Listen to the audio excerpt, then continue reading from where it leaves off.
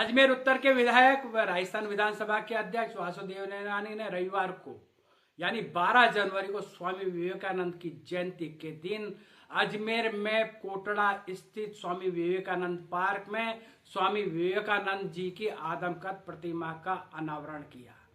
यह प्रतिमा करीब 76 लाख रुपए की लागत से अजमेर विकास प्राधिकरण द्वारा तैयार कराई गई है।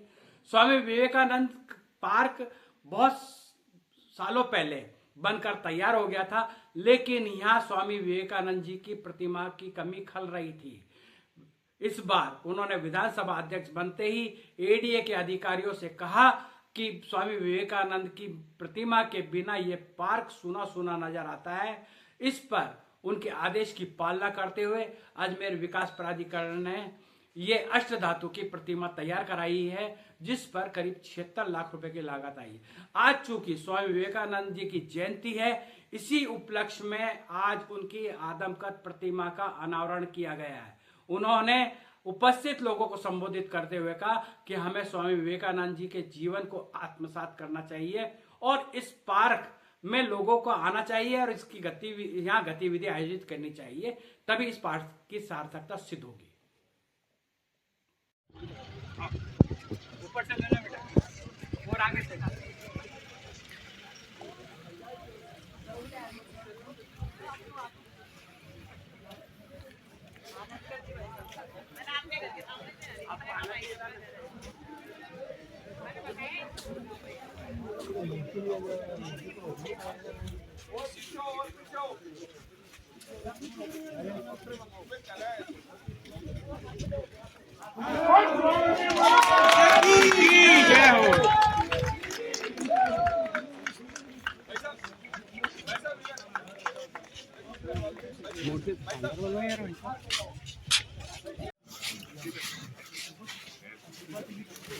बोलो स्वामी जी महाराज की जय हो।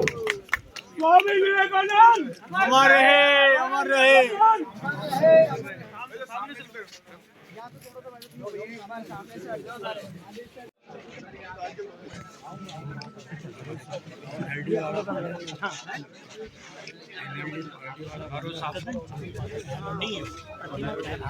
थोड़े क्या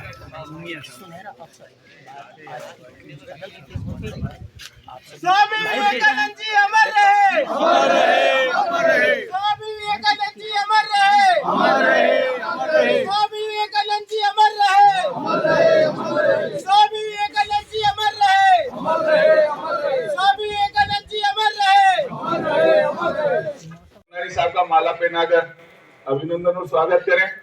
वार्ड 2 के पास अजमेर महिला मोर्चा की अध्यक्ष मेरे को दिखी नहीं, इसलिए और हमारी विश्व को संदेश देने में एक अद्भुत भूमिका अदा की ऐसे महान पुरुष स्वामी विवेकानंद जी की जयंती पर आज उनकी भूमिका, उनकी मूर्ति का हम अनावरण के अवसर पर एकत्रित हुए।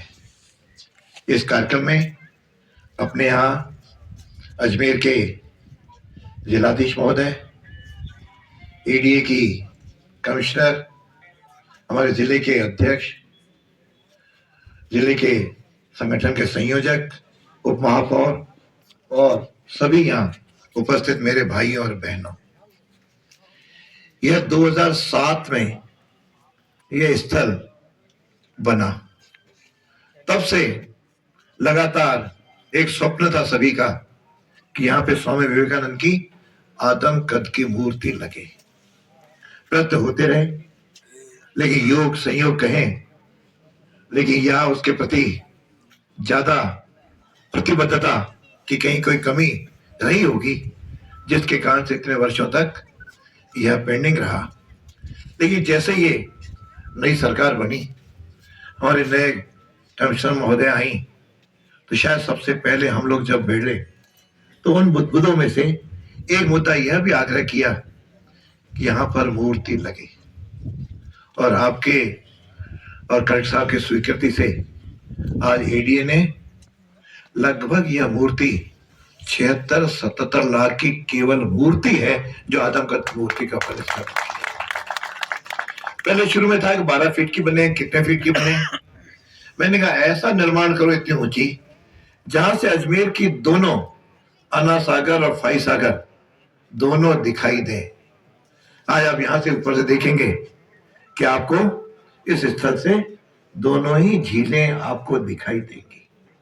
ये अजमेर बहुत प्यारा है, बहुत सुंदर है, लेकिन कुछ अंग्रेजों के समय तो धीरे धीरे राजधानी की ओर भी सोचा जा रहा था।